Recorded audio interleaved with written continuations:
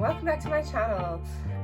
Today I thought I would show you all of my Disney books. Hi, I'm Robin, and I am my pretty perfect mess.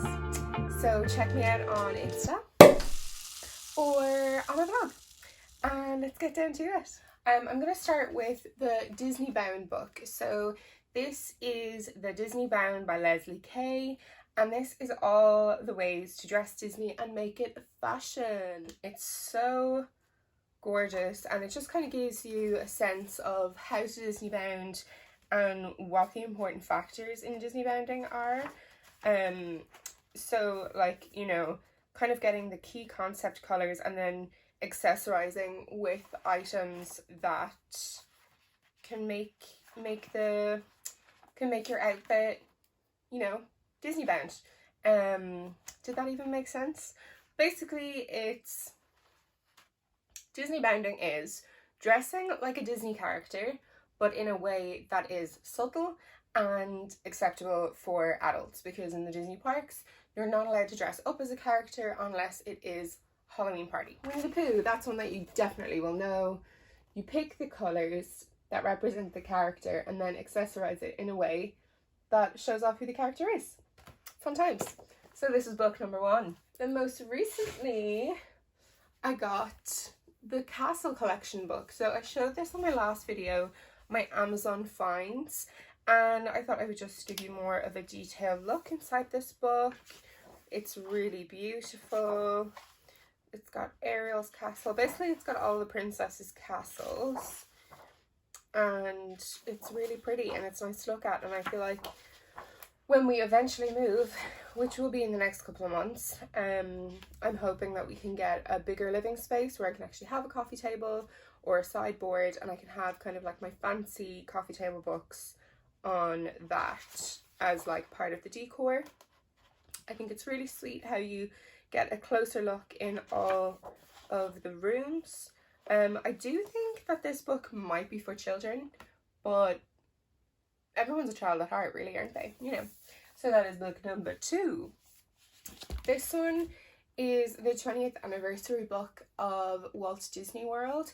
My parents got this before I was born in Walt Disney World. I think Disney World is, I want to say 50 years old, but that's a guess. I should know that. I feel like it's 50 years this year. Yeah.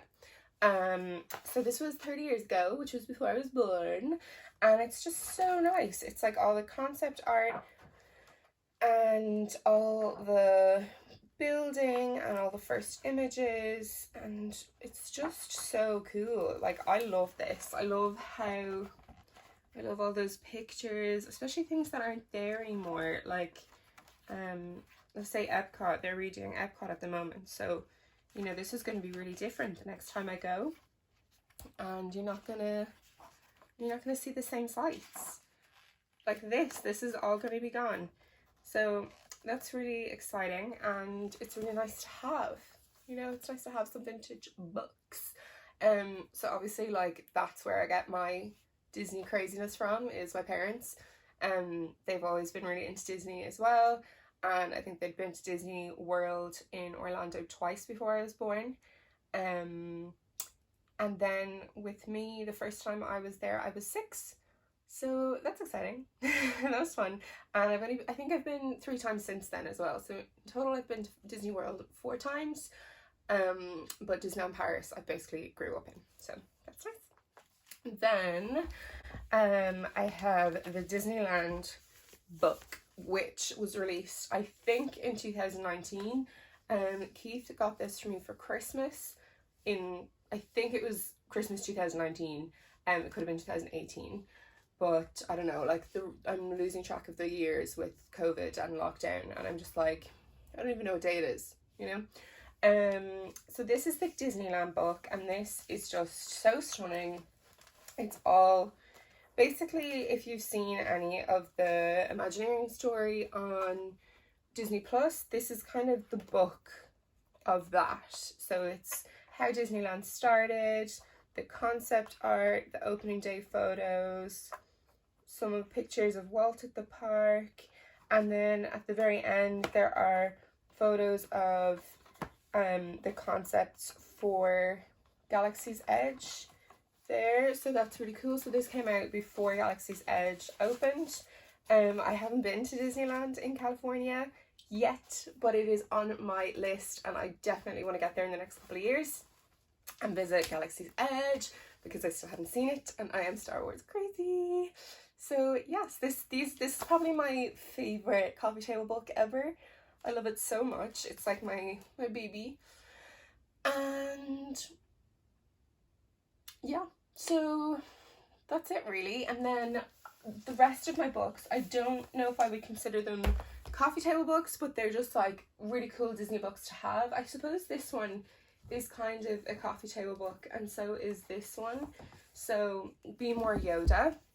It's like a little book of mindfulness, but in the words of Yoda. So practice mindful breathing. Sometimes we live in our head too much, susceptible to agitated thoughts. Hiya. Even if our minds are not being probed by a bare-chested darksider who wears his pants a little too high, but you don't need a secluded island to find peace. Ignore the cars honking outside or the pigs squawking around you. Focus instead on taking slow, deep breaths until you can feel calm. Just resist the telepathic call of the dark side cave near you. So this is really, really, really nice, and I really need to read this more because I am so in my head and I'm so anxious all the time. So I think I need to actually be more Yoda and really think about that. Then I also have this cool Star Wars Geektionary that my mom got me. I actually don't remember if she got this or she just found it in the house and was like, oh, you'd like this. But it's pretty cool. It's basically got like, it's literally a dictionary, and it goes from A to Z of all the words in Star Wars that, like, I suppose aren't words outside Star Wars. So like an ACA or an AT-AT, AT-AT pilot, android, B-wing starfighter, you know, all the droids and like ships and crafts, like aircrafts, that's the word. Yes.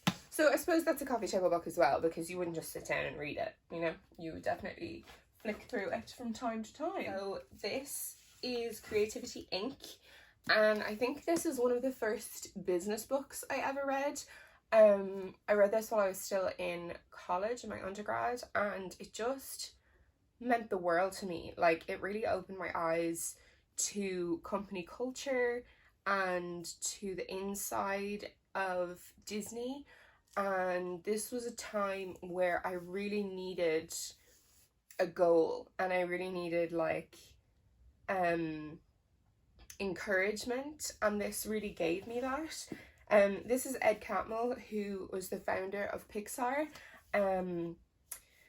Well, one of the founders of Pixar, and he is just, it's just incredible to see like his conversations with Steve Jobs and like his idea of Disney before Pixar and before that merger.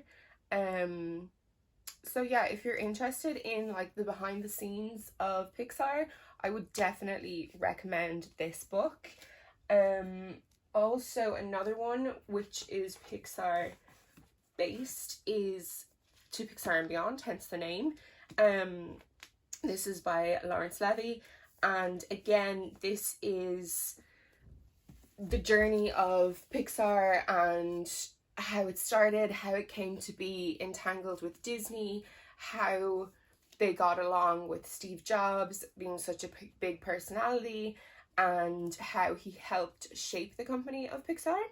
So that's another really interesting one. I wouldn't say I enjoyed this one as much as Creativity Inc.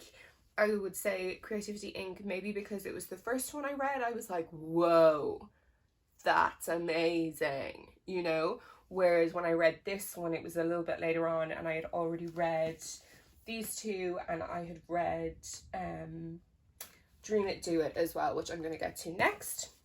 So there's that. Dream It, Do It is Marty Sklar's biography. Marty Sklar was the only Disney exec to be present at every single Disney park opening, which I just find incredible.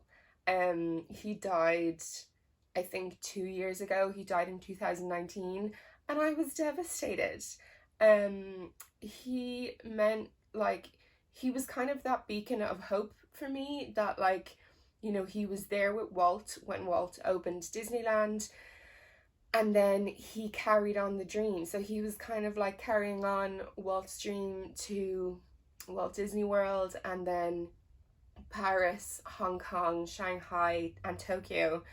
And it's just incredible to hear his story. And in every single Disney park in the world on Main Street, there is a window or a shop front that is dedicated to Marty. So if you're ever in a Disney park, have a look and read all the names on Main Street and see if you can find Marty's name. This is just such a wonderful book, and it's one that I never would have picked up for myself. Again, Keith bought me this for Christmas one year. He totally gets my nerddom. And I just like totally nerded out on it, and I think I might have to read it again.